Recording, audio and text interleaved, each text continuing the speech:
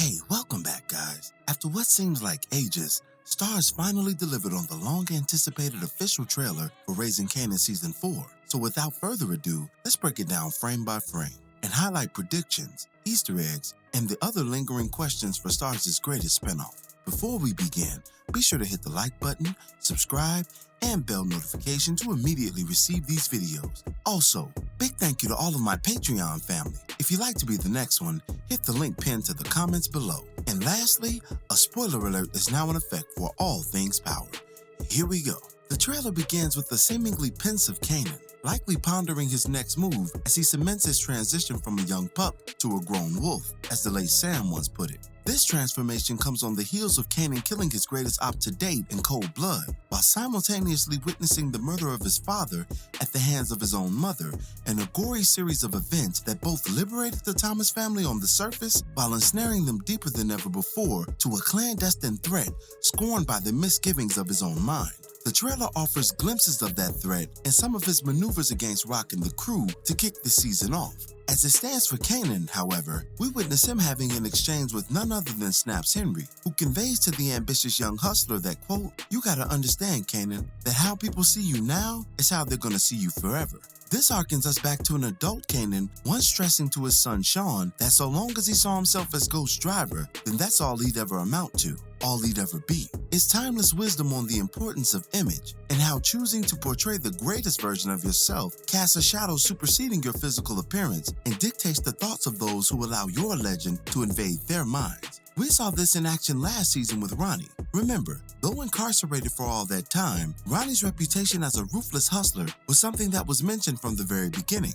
Thus, by the time we physically met Ronnie's character, he had long been lionized to the viewer, making his treacherous actions as expected as they were vicious. Pop then adds to Snaps' declaration with a question that will define Kanan's arc this season.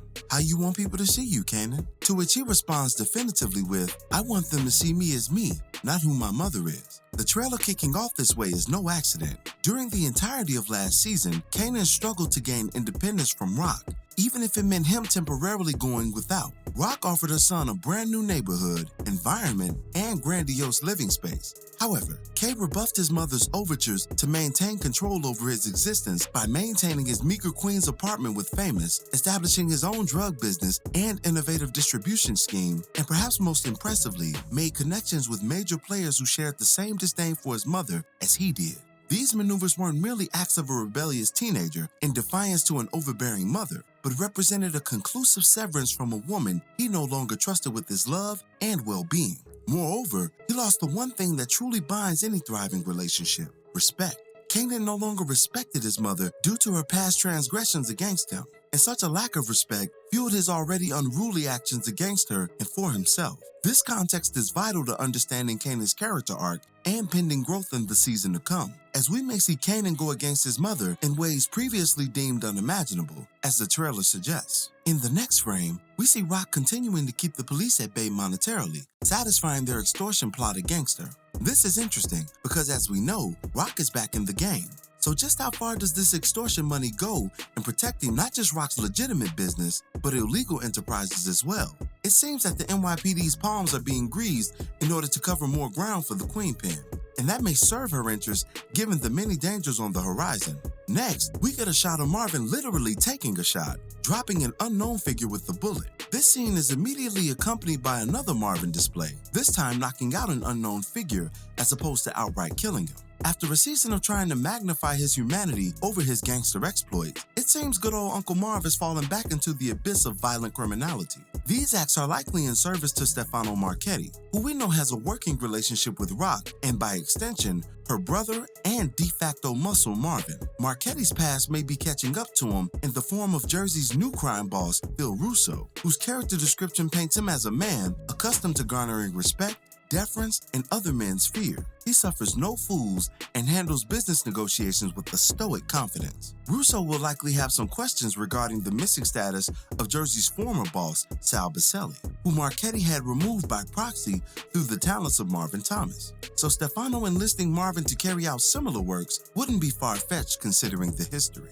Sandwiched between these Marvin scenes is Rock attempting to warn Kanan to, quote, be real careful, stating that they ain't get to where they are without dropping a whole lot of bodies behind them. The they in question is likely Snaps and Pop, as we know Kanan still has unfinished business with the self-proclaimed Switzerland duo in the wake of Ronnie's death and unpaid debts. Debts that'll surely be collected on with interest, knowing how thorough the couple has proven to be. Back to Stefano, we get a scene of him rebuffing Kanan's appeal to work with him, which is yet another step in his march towards independence and away from his mother's grasp. By the context clues provided, it seems that Rock and Kanan have an arrangement of some sorts in the aftermath of that bloody Season 3 finale, and Kanan is attempting to leverage his mother's proximity to New York's primary supplier for himself, but to no avail. We even see Kanan displaying frustration at his failure to do so in the next frame, seemingly anyway. Another quote from the trailer that lends credibility to this theory is Rock declaring that, quote, it's one thing to not be able to trust my son.